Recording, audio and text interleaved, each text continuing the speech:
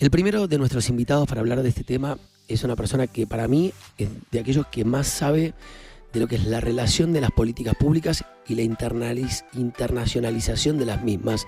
En la República Argentina, una persona con mucha mirada regional, con una mirada también académica de las cosas que nos permite empezar a pensar si lo que se hizo está bien, si es correcto y cuáles son las implicancias de lo mismo. Me refiero a Fernando Estrafase. Fernando fue secretario general del gobierno de la ciudad de Buenos Aires, a cargo también del área de relaciones internacionales de la misma, y es uno de los principales referentes de la Escuela de Política, Gobierno y Relaciones Internacionales de la Universidad Austral. ¿Cómo estás, Fernando? Buen día, acá Gonzalo ¿Qué Asís. tal? Buenos días, Gonzalo. Mucho gusto de saludarte. Un placer hablar con vos, Fernando. Bueno, tu primera mirada al respecto de lo que pasó ayer en Venezuela y después empiezo a hacer doble clic en algunas cosas.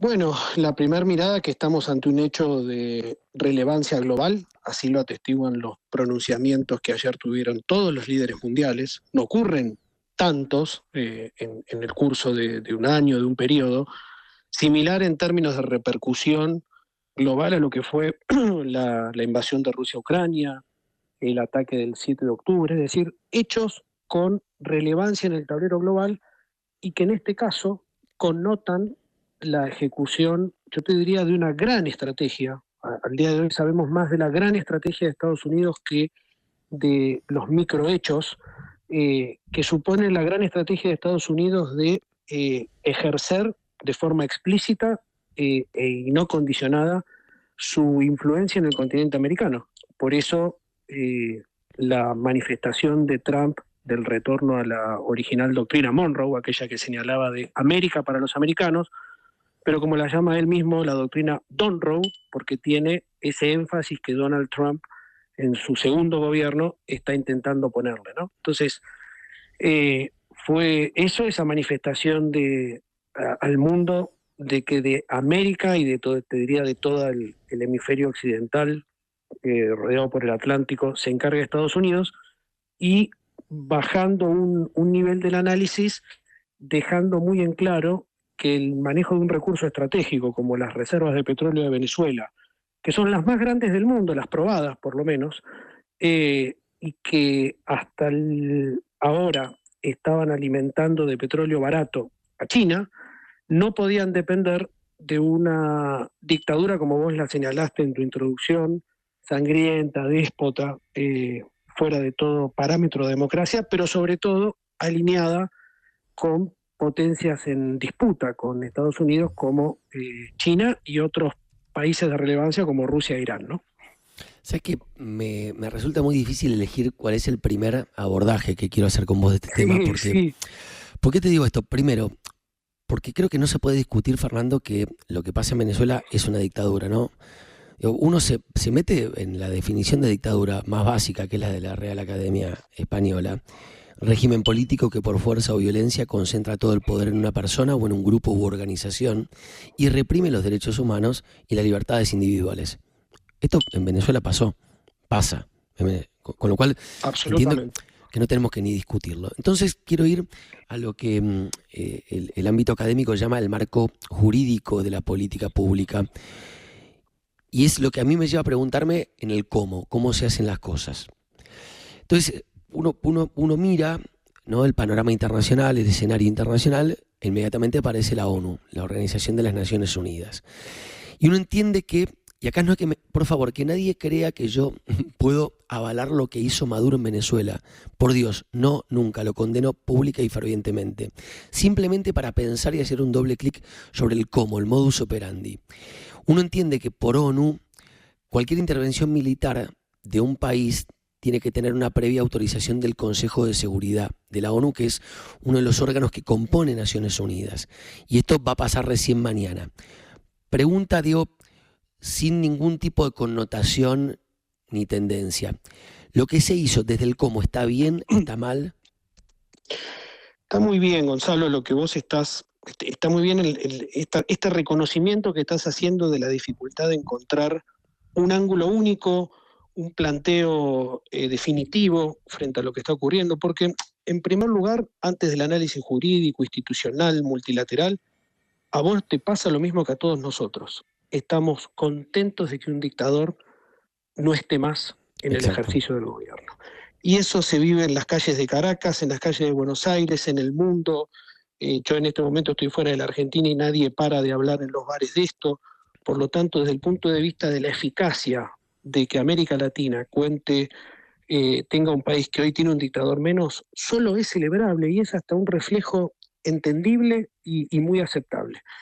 Pero vos estás haciendo el esfuerzo de tratar de pensar qué más hay detrás de todo esto. Y no hay ninguna duda que la intervención de un Estado en otro, en el mundo multilateral de reglas que aprendimos y que después de la Segunda Guerra Mundial alumbró las Naciones Unidas y el Consejo de Seguridad, es un aspecto discutible como lo fue, por ejemplo, acá va a sonar mucho más intuitivo para todos, la invasión de Rusia a Ucrania.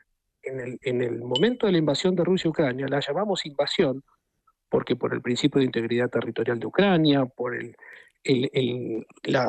digamos, el principio de no intervención externo, todos acordábamos que era ilegítima, ilegal, imposible de justificar de ninguna manera. En el gobierno de los Estados Unidos ayer, en sus primeras declaraciones, fíjate que justificaron esta intervención directa en el carácter de líder de un cartel del narcotráfico de Jaragua y de los Soles, de Maduro, y por eso justificaba, si querés, la extracción directa de Maduro del gobierno. Naciones Unidas mañana también, lunes, sí, mañana se va a reunir, tiene un Consejo de Seguridad Permanente, donde por ejemplo están Rusia y China, que manifestaron reparo frente a esta intervención. También está Francia, que apoyó digamos, moderadamente, Inglaterra y me falta uno. Bueno, y el propio Estados Unidos, perdón, claro. Y después hay miembros no permanentes, 10, entre los cuales está Colombia en este periodo, Dinamarca, Pakistán. Ahora, detrás de toda esta reflexión que vos estás intentando posicionar, Gonzalo, lo que está ocurriendo es que las reglas, los modelos de relacionamiento entre estados que reinaron desde la Segunda Guerra Mundial hasta ahora están en absoluta, rápida y violenta transición. Y estamos volviendo hacia un esquema global evidentemente realista. Realista en relaciones internacionales quiere decir que por encima de cualquier regla escrita siempre se imponen las relaciones de poder y, para decirlo de forma más brutal, del más fuerte. Claro. E incluso el marco teórico que muchos están utilizando para, perfilar lo que está ocurriendo es el de las llamadas áreas de influencia, en donde Estados Unidos tendría reservado todo lo que es nuestro continente americano y alguna parte de Europa, por ejemplo, Gran Bretaña. Rusia extendería su área de influencia en las regiones cercanas y China, Xi Jinping, lo haría en Asia. Este es un nuevo orden no institucionalizado, pero que cuando vemos los esfuerzos de Trump por llegar a un acuerdo con Rusia sobre Ucrania, cuando vemos la vocación de Trump de entenderse con Xi en cada uno teniendo su área de influencia, y este ejercicio del poder fáctico de Trump en la región, nos vamos acercando a eso. Entonces lo que está en crisis hoy es el multilateralismo basado en reglas que, frente a un hecho como el que ocurrió, diría no tuvo ni el marco de apoyo multilateral de la ONU ni ni el propio apoyo del Congreso estadounidense a una intervención externa, ¿no? O sea que te escucho y recuerdo cosas que uno ha leído en épocas de facultad. Una de las cosas que más me resuena en la cabeza es la teoría del bien superior, ¿no? Que básicamente, digo, para no hacerlo muy, muy pesado, muy denso, es que uno tiene que pensar siempre cuál es el bien superior, el bien ulterior que conlleva de repente una acción política, ¿no? Yo leía hoy la información objetiva de lo que pasó en Venezuela, ¿no? La cantidad de víctimas de tortura, los presos políticos, las ejecuciones, los asesinatos en protestas, las violaciones a derechos humanos, la cantidad de millones de venezolanos que se tuvieron que ir del país, que perdieron la familia, perdieron el trabajo, perdieron la propiedad, todo. Y uno entiende que es imposible no sentir empatía, no tener sentido común y en consecuencia no pensar en cuál es el bien superior que, digamos, impera en un país cuando pasan cosas como las que pasaron ayer, digo, ¿no? ¿Cuál es el bien superior? El bienestar de los venezolanos. El bien superior es que estos 8 millones de venezolanos puedan volver a su patria, que puedan estar un domingo en familia, que puedan laburar en su país, que recuperen su casa, que puedan vacacionar en su país, que puedan caminar por las calles de su país, todo lo que... Ahora, todo aquello que se les quitó este tiempo para mí conlleva este bien superior que, al menos en mi cerebro, ocupa un lugar muy importante, más allá de que uno después pueda pensar cuáles son los métodos, qué dice la jurisprudencia internacional, etcétera. ¿Compartís? Claro, o sea, ese dilema que vos planteás de forma valiente, el del bien superior para esos 8 millones de venezolanos, que cabe destacar es el éxodo más grande de la historia moderna junto con el de Siria, en donde salieron, ¿te acordás? Esas largas Sí, marchas claro por que sí. Europa de los 5 millones de Siria. Bueno, Sí. los 8 millones de venezolanos a los que vos te referís es el éxodo más grande de la historia. Entonces, ayer todos estamos embargados, y hoy también, ¿por qué no decirlo? Por la alegría de que en Venezuela se dio un primer paso para terminar con esa tiranía. Desde una mirada más pausada y con una óptica, si querés, más institucional, tenemos que preguntarnos cómo sigue el tema. Claro. Y ahí todavía no sabemos mucho. Hay una opción, te diría casi por default y deseada por muchos, entre ellas manifestada por el propio gobierno argentino, que es que las autoridades a las que le fue arrebatada la elección Edmundo presidencial, González.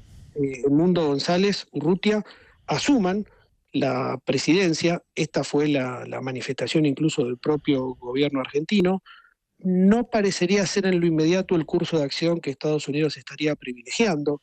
Las declaraciones ayer de Trump parecían abrir una puerta a algún tipo de entendimiento de transición con la vicepresidenta actual. Pero creo que es poco todavía lo que sabemos. Sabemos que Claro. la prioridad de Estados Unidos era extraer a Maduro, lo hizo con todo éxito. Sabemos, porque lo explicita Estados Unidos, que la prioridad es recuperar el control de la explotación petrolífera, recuperando los derechos de empresas americanas que fueron vulnerados, Mm. suspender de alguna manera el flujo indiscriminado de petróleo hacia China por las razones de gran estrategia que señalé antes, pero todavía nos falta mucho más información para saber cómo sigue Venezuela, y en ese devenir de los acontecimientos también se va a jugar la calidad del bien superior logrado, Gonzalo, Claro. porque Venezuela tiene que tender de forma progresiva hacia una democracia, restitución de los derechos. Hay una oposición en el exilio.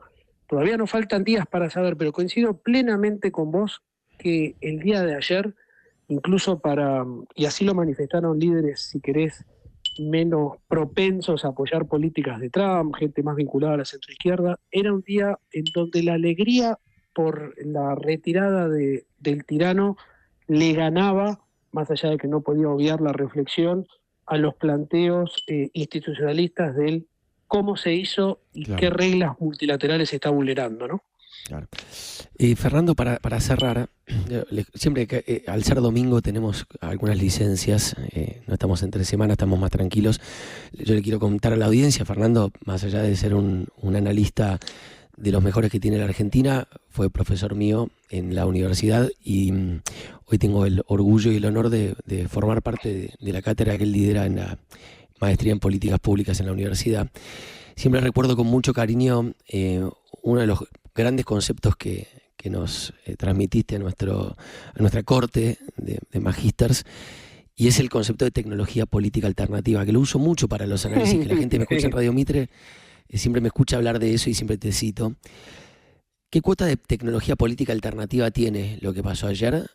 Digamos, hay algo de estas herramientas que no son tradicionales, si querés, que se utilizó ayer para poder lograr justamente un bien superior, que es ayudar a un pueblo castigado a salir de este oscurantismo en el que están metidos hace tanto tiempo. Y mira, Gonzalo, está muy bien connotado el concepto, porque la OEA, la ONU, distintas instituciones regionales durante muchos años se instaron de manera institucionalizada, si querés, a un cambio de régimen en Venezuela.